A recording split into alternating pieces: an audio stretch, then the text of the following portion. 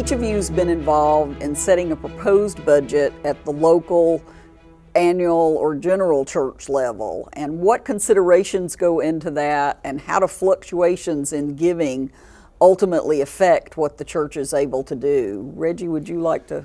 Thank you, Vicki. I certainly would. Since we just went through this process at my church last night in regard to getting the budget approved at the finance committee level, certainly as we set the budgets every year, we go through an analysis of what we've actually done the previous year, particularly what our giving has been the previous year, then what our needs of ministry and mission are, and certainly operationally. But I think everything's really key for what do we want to do ministry, and then how are we going to be able to support that from the standpoint of our gifts and giving. And then from that perspective, as we set the budget, we typically look, this is the portion that we're going to have for our mission, of which we do include the apportionment and connectional giving as part of our missional budget. Okay. That's because we feel that's what it is. And then we set the other areas of our budget up, and then we're at that point getting it approved by our ministry council, and we move forward.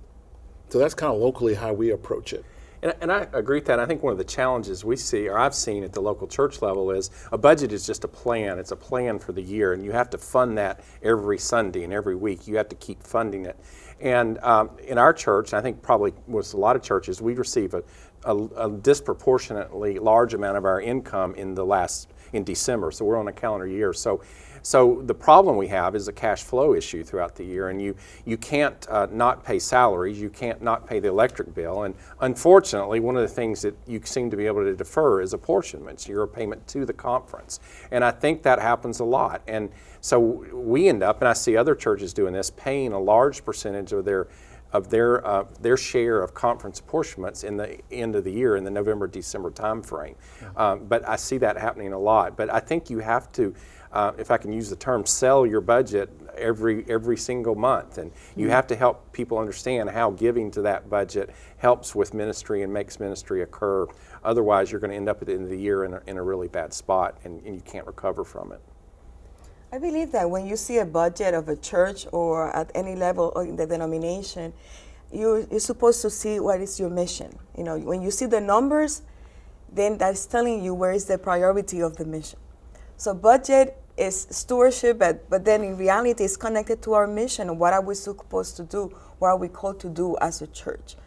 And that is not only at the local church level, but for example, when we were working with the allocation at the connectional table, with all the funds around the denomination and how to allocate them and do a good job in being good stewards. The first thing that we say, okay, let's set up some core values to understand how we're going to do this. And the core values include the mission. What is the mission of the United Methodist Church? What is the mission of the agencies? And what are our priorities in our mission? All the priorities, all the emerging priorities as well. All of that is connected to what is our mission. And then stewardship. Stewardship from the perspective of, okay, we need to make sure that it's transparent. Equity and justice, to make sure that those resources or those agencies, for example, that have less opportunities or less resources, well, let's don't touch them because they will not exist if they don't have all the support. And equity in terms of, okay, which agencies and which programs will be in jeopardy if they don't receive the funds. And then at the end, our work was basically to make sure that we kept those two in mind, the mission and being good stewards and equity in the process. The same thing happened at all levels. If we keep that together, it's extremely important for us to survive like that as a church. And at the general church level, I'll offer that input from the connectional table was one important part of what went into setting that budget that is being proposed for the next quadrennium. And it was one part. So we had several different teams working through that process where we had a connectional table bringing in ministry needs and funding requests. We also had the Economic Advisory Committee that looks at the prevailing economic conditions all over. They are intended to be our more objective group that looks at what's going on in other places in the economy and in attendance or some of the factors, some of the bigger factors that happen. So they give input. And the input that they give is basically kind of almost a top dollar that the general agencies and GCFA then should consider in what's recommended to the General Conference to be voted on. So the Economic Advisory Committee gives input, Connectional Table gives input, there's a budget advisory team that's made up of individuals from the Connectional Table as well as GCFA that also give input.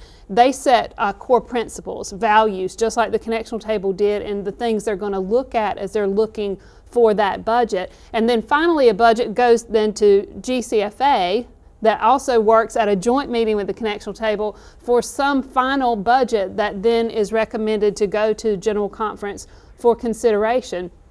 For this quadrennium, the overall budget that's being proposed is a $105 million reduction that came from input from all across the board on what local churches may be able to fund, the way we're in ministry together, and trying to put that priority together. So we did see that reduction that's coming in what's being proposed to General Conference. And then we all know that when it goes to General Conference, there will be some motions that may come that could add to that, could reduce that. There are changes that could happen at General Conference.